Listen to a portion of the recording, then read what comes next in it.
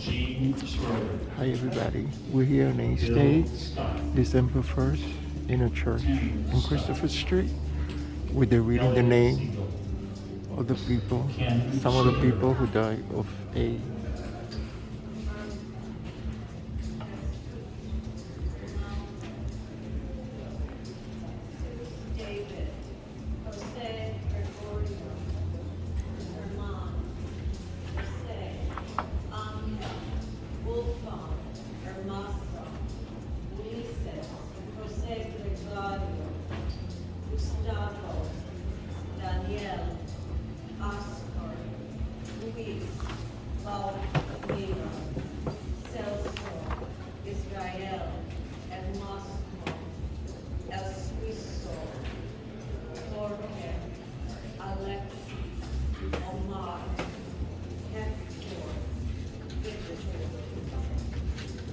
Cutter Sharp, Michael Shaw, Sunny Sherman, Randy Schultz, Carl Sigmund, David Sickles, Michael Quattro, Bill Small,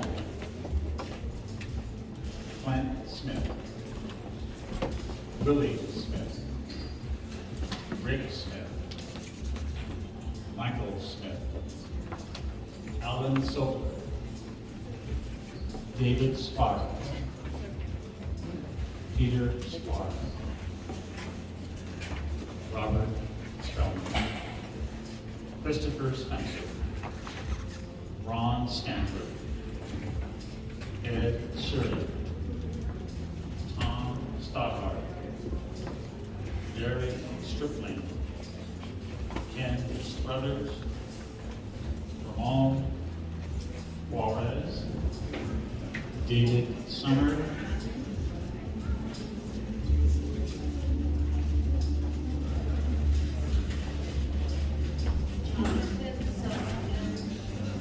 Ken Sufton, Swen Swenson, Sylvester, John Tahikos, Terry DeVito, Bob Teal, Dale Chester, Ryan Thomas, Rick Tiger, Harry Tolero, Patrick Thomas, Robert Rizal, Bernard Turner, Alastair Usher, Israel Valentine, Raphael Vasquez, Van Wicker, Peter Vogel, Jasper Watson, Gary Wagner, Daniel Warner, Preston Watson, Bob Weaver, Ryan White, and Charles.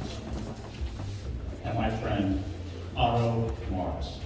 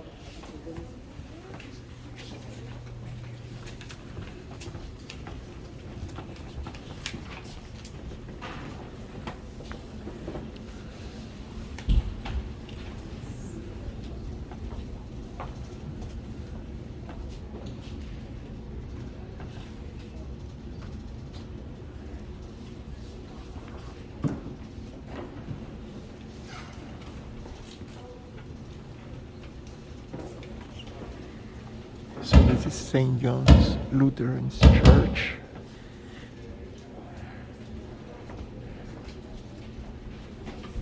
And people are gathering here to remember the people that were lost to AIDS.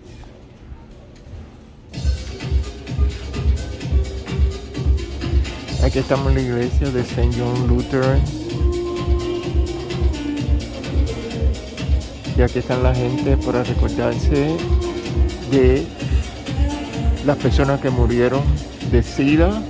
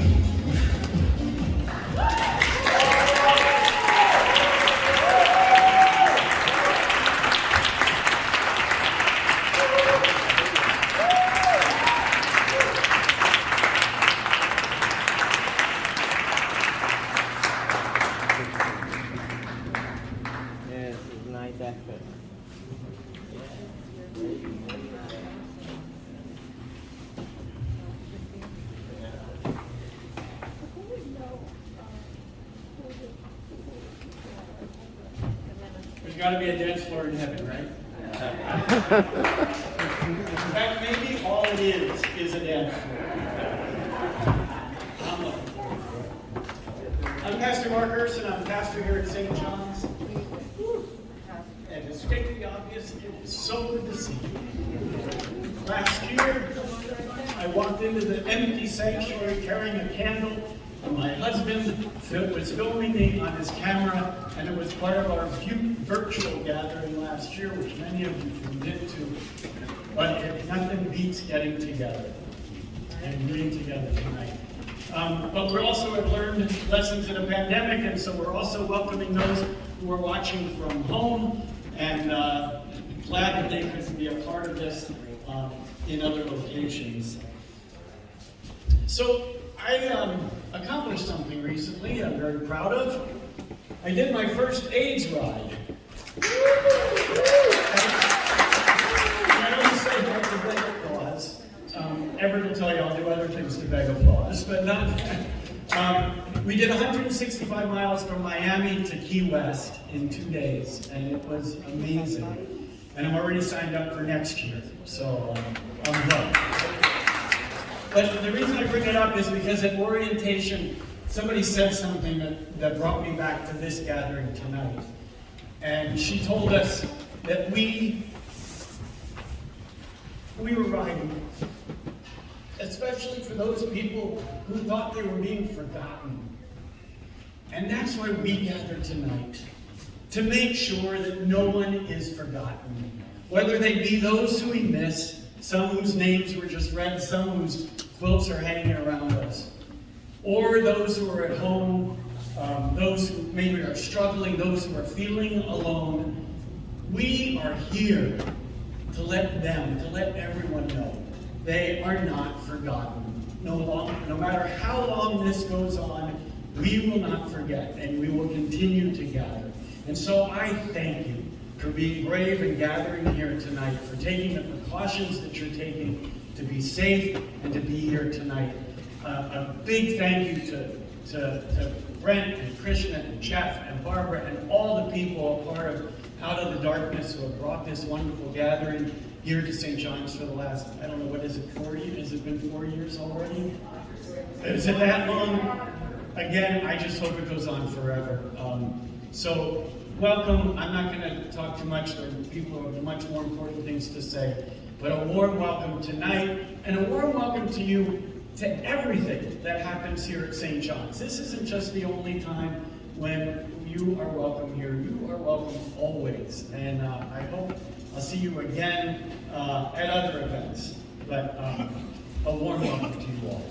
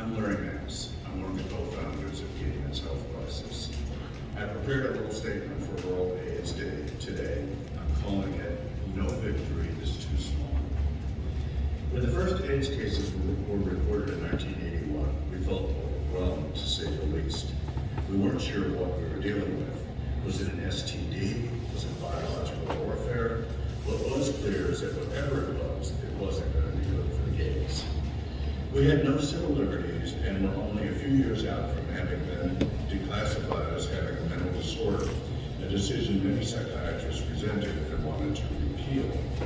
Prior to that time, gays were subjected to shock treatments, lobotomies, aversion therapy, and prison sentences in efforts to cure us. If you were dragged in public, even on Flower Island, you could be sent to prison. If you were found out, you were fired from your job and disowned by your family. Suicide and murder rates were off the charts. The odds against us were in fact overwhelming. Yet somehow we stepped forward. A small group of us began writing articles and informational flyers, stuffing envelopes for small-scale fundraisers, and setting up a hotline for medical referrals and services. In fits and starts, we became a collective we embracingly called Gay Men's Health Crisis. This was our crisis, and we knew we had to own it. From its inception, we were attacked from within and without. Yet we persevered and prevailed to become a leading resource of AIDS education, research, and supportive services. In the early period of AIDS, there was a lot of denial and panic. Many people couldn't or didn't want to deal with the bad news. The worst part was the uncertainty of what we were dealing with. It would be 3 more years before HIV was established as the cause of AIDS, albeit in the face of ongoing denialism. Meanwhile, the blame game went into high gear and never lost momentum. Eventually, as a result of heroic activist efforts, effective treatment became available and the epidemic seemed transformed, riding an unprecedented wave of public favor that yielded major advancements for gay rights. We were unprepared for the drastic reactionary implosion of much of this progress in the wake of the Trump presidency. So where do we go from here? With our own proud and recent example of AIDS activism to inspire and empower us, we go forward just as we did before, when the odds against us were even worse. Not like far-right extremists, but like ourselves in the early days of AIDS, when we're hit hard again, as now, we need to double down, step up, act up, and fight back. Pseudoscience, disinformation, intimidation, and violence are not our game. What is our game is civil disobedience, perseverance, resilience, and the courage of grace under fire, of knowing we're in the right and being willing to fight for that in what Republicans like to call the long game. Now is not the time to stand back from AIDS challenges. Despite extraordinary gains, AIDS still impacts millions of people globally, especially the disenfranchised and underserved. We still don't have a cure, nor a preventive vaccine, two supremely worthy goals GMHC and ACTA co-founder Larry Kramer pushed for continuously and in his final writings and speeches. Though ACTA is no longer in high gear, we can all take heart and inspiration from its experience and example. We tend to think of ACTA as this ferociously courageous army of warrior activists that did frontline life and death battle, heroes who, despite the David and Goliath odds against them, won levels of glory and achievement without precedent in the annals of grassroots healthcare activism, medicine, and science. While all of that is true, the reality of ACTA, as captured by Sarah Schulman in speaking about her book, Let the Record Show, on the history of ACTA, is that the philosophy that powered that organization, beneath its shouted out and justified anger, was its attitude of humility and tolerance, of encouraging and facilitating everyone to do what they could. It's a concept that goes back to Teddy Roosevelt and that you hear in the rooms of recovery. Do what you can with what you have, where you are. So whether you're a Larry Kramer, Maxine Wolf, Peter Staley, Annie Norfolk, Sarah Schulman, Judy Peabody, Krista Stone, or that shining light of World AIDS Day, Brent Nicholson Earl, do what you can with what you have, where you are. We don't all have to be stars of activism and service to make a difference. We just have to care and be willing to try. Much of what has been achieved has been modest, behind the scenes, and unheralded efforts that bind and reinforce those that can seem more decisive. If there is one lesson to learn from it all, is that no victory is too small. That victory can be anything from just showing up to a meeting, to making a call, sending an email, speaking up and out to a friend, family member, or colleague, to running a marathon, joining the AIDS Club, or writing a ride for AIDS awareness and funding. Wherever you are, the takeaways are the same. Do what you can with what you have, where you are. No victory is too small. Thank you.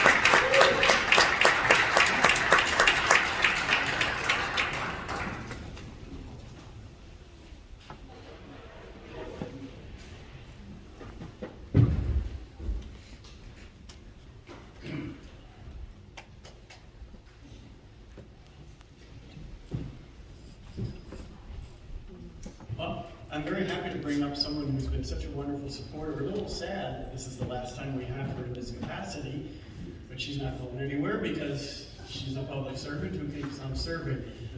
Please welcome, and we're glad to have her back with us again this year, Manhattan Borough President Gail Brewer.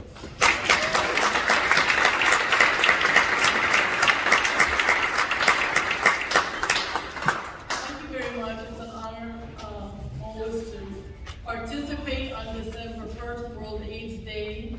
And I think, as Christian knows, these wonderful quilts mean everything to me, because I remember they used to be at the church on 92nd and Broadway, for those of you who have part of World AIDS Day for so many years. And they're like friends. They mean something to all of us. So I want to thank everybody who keeps them during the rest of the year and who loves them as much as I do. They mean a lot. So congratulations to the quilts and all the people who made them possible. It means a lot. I'm sure you heard from others, and the singing is always great, but this is an emotional day for many of us, particularly those of us who were around during the time when AIDS was at its worst, and I think that we all lost family, friends. I certainly did. And so it's a very emotional day. But it is one of the best memorial celebrations, if we can call it that we go to. First of all, traditions are important. December 1st means one thing to me and one thing only, which is World AIDS Day. And I think all the hymns and prayers, along with the personal anecdotes about loved ones lost to AIDS, make this service very, very important. It's inspirational, it's moving. Those deaths were a catalyst that brought people together for many years, but particularly in the past 40 years, to raise awareness and advocate for education, prevention, and research to find a cure. And of course, in today's world, it's more important than ever to have this conversation. I want to thank Madam Stone, because she and the quilts go together. She has been like a constant in my life and in yours, and she's been in this fight for so many years. Her commitment and dedication helped to dispel the stigma associated with AIDS and to find a treatment. I'm grateful for all the work that she's done, because she has been a rock.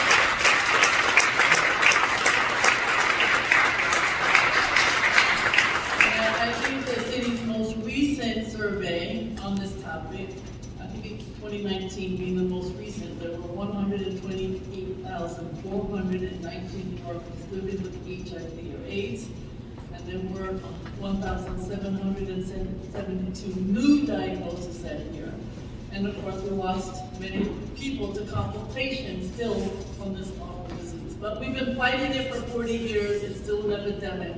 But the fact is that we are soldiers and we're not going to give up. So we have to strengthen our efforts to get everyone tested, especially those in at-risk categories and in underserved communities. And we have to make sure that PrEP is available and affordable. That's a whole issue with any kind of medical service. It has to be affordable. It's just an ongoing issue. And I know in today's paper, I don't know how you feel about this, but there's a lot of discussion about the injection sites. I happen to support them. It is the most freaking controversial.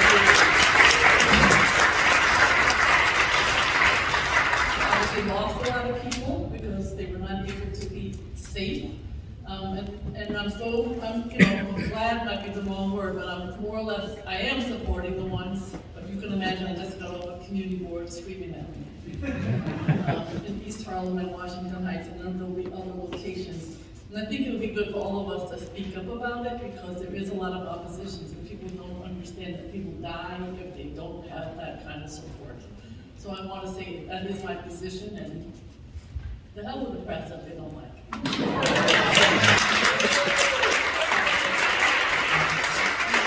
But I think just as important as our last discussion is to thank you, because you are communities who care for each other no matter what. You make sure that you get with your friends and your family, you get tested. You make sure that people eat in a healthy fashion. Make sure that you support people who are ill. And that's the spirit that makes us feel less alone in this decades-long battle. So thank you for your advocacy, your determination in the war to eradicate AIDS and HIV. And to remember, hello quilts, thank you very much. We'll keep fighting.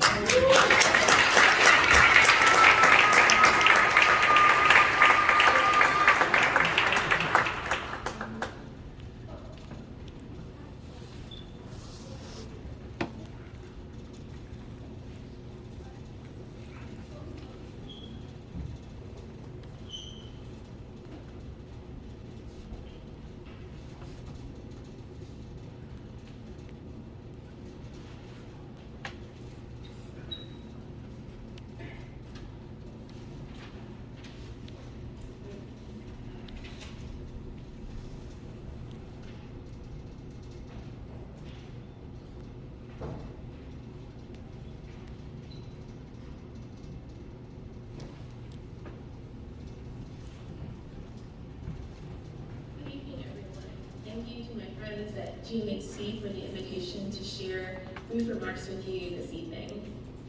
I'm Dr. Oni Blackstock, a primary care and HIV doctor, and founder and executive director of Health Justice, a racial and health equity consulting firm here in New York City. World AIDS Day serves as an opportunity to take stock of all that has been accomplished in the fight to end the HIV epidemic, as well as take stock of what still needs to be done to reach an end to the epidemic. It's also a time for us to remember those who we have loved and lost along the way. And I want to use this as an opportunity to lift up the name of Robert Rayford. Robert, also known as Bobby, was a young Black teenager who is now thought to have been the earliest known person living with HIV in the United States. He lived with his mother and his brother in an impoverished Black neighborhood in St. Louis, Missouri. Robert sought care in 1968 for a medical condition and would succumb the following year to complications of what would later become known as AIDS.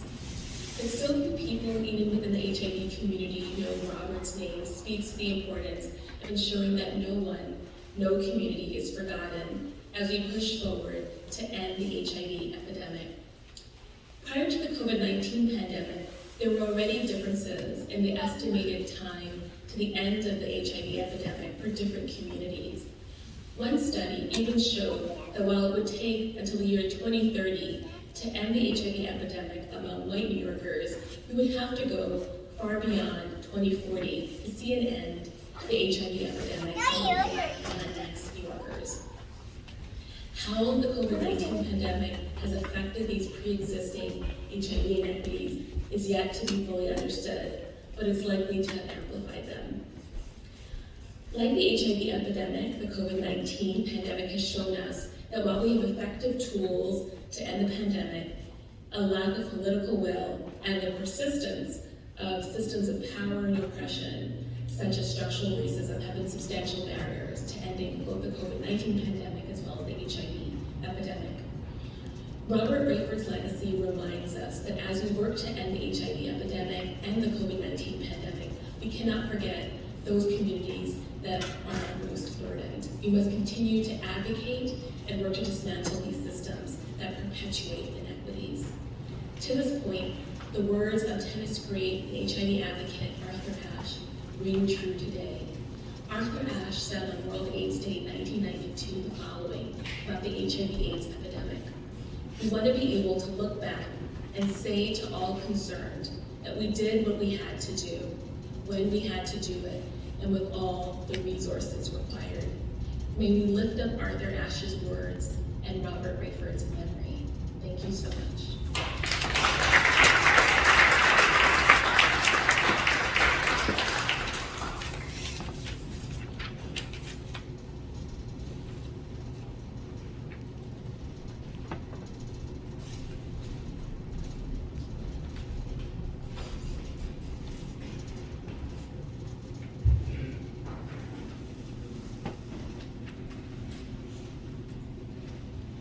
Will now have the blessings of safer-sex kids.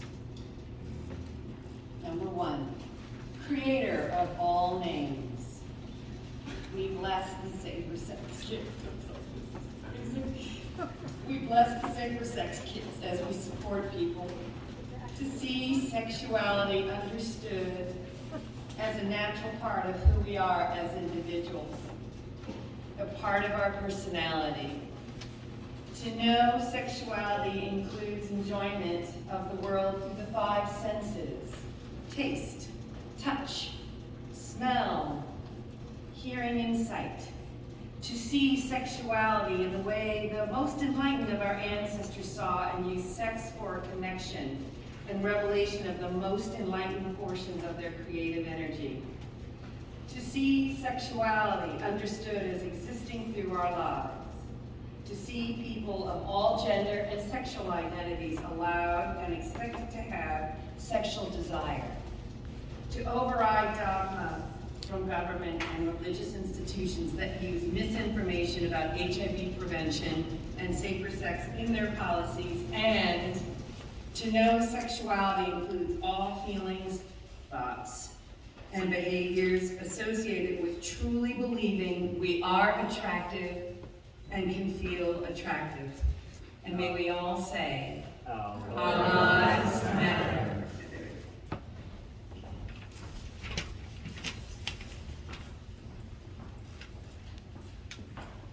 Number 2.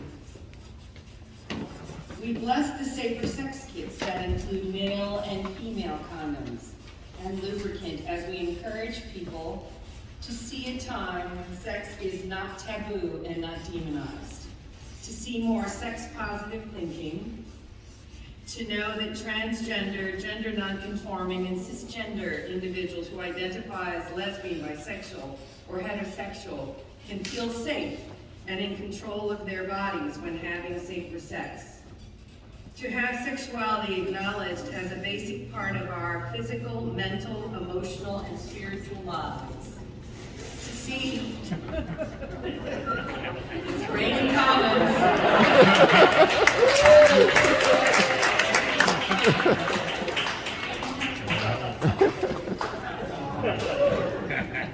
To see transgender, gender non-conforming, and cisgender individuals who identify as gay, bisexual, or heterosexual experience sex as an act of love and in a way of being that promotes a deeper respect for themselves and for those with whom they share their energy and care.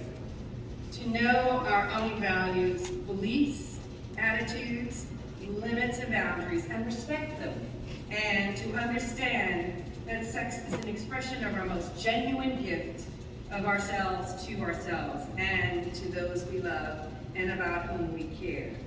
And the people say, our lives matter.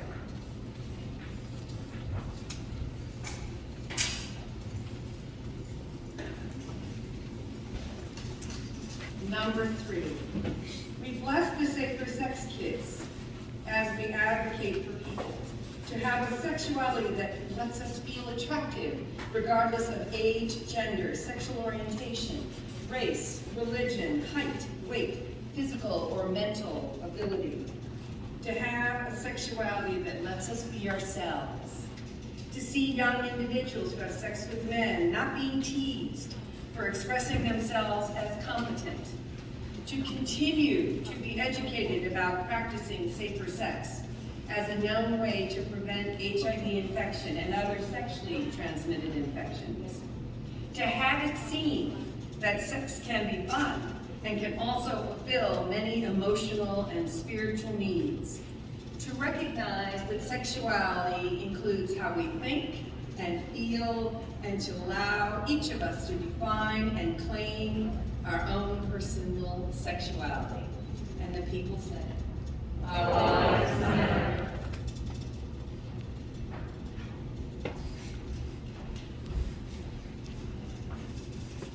Number 4, we bless pre-exposure prophylaxis and post-exposure prophylaxis, also known as PrEP and PEP, and undetectable equals untransmittable, as we nurture people to not let culture, media, religious and government institutions, schools, our friends and family tell us what our sexuality means or what we should do with it. To have sexuality be responsible and healthy and satisfying. To learn how to negotiate safer sex with confidence. To be open to support from peer educators and other allies who continue to bring the diverse messages of HIV prevention to diverse communities. To have sexuality not be a thing of shame and embarrassment, to see sexuality embraced, and to know sexuality includes all feelings, thoughts, and behaviors associated with relationships that include intimacy and sensual and sexual activity. And the people say, our lives matter.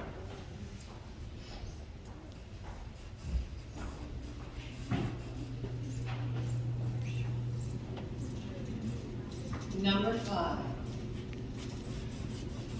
we bless this basket that is not filled with safer sex kits.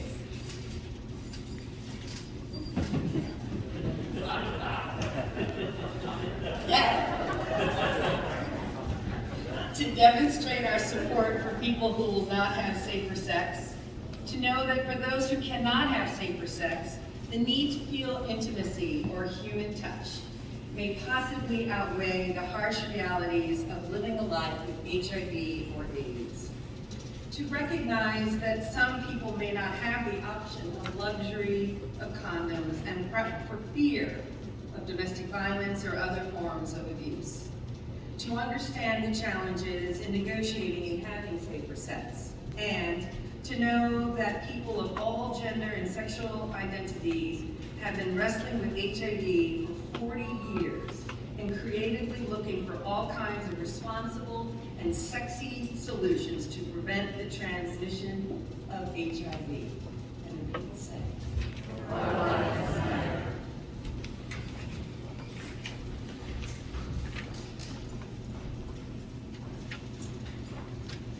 And number 6. To the one that has created energy for our greatest good, we bless the filled basket of safer sex kits and the empty basket as we advocate for people to someday have more options for safer sex, such as vaginal and rectal microbicides and a vaccine, to see less hypersexualization of youth in our culture, to see more attention paid to the perception and impact of images that we all receive, including pornography. To access safe spaces or support groups to share openly about sex, intimacy, relationships, as well as the impact of drugs and alcohol with sex.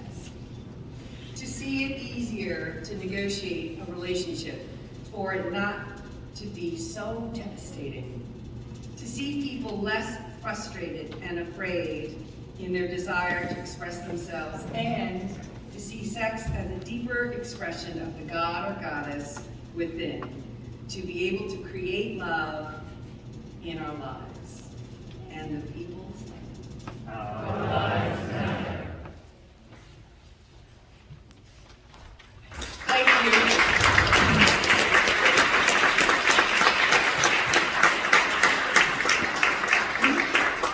We'd like to thank the Pride Puppets and their director, Christopher Williams, and their volunteers.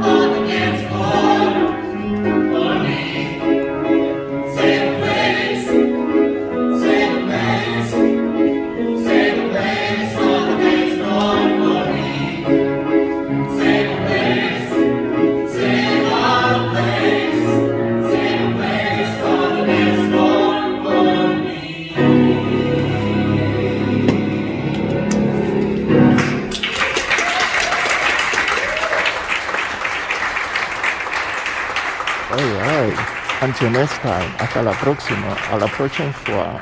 Au revoir.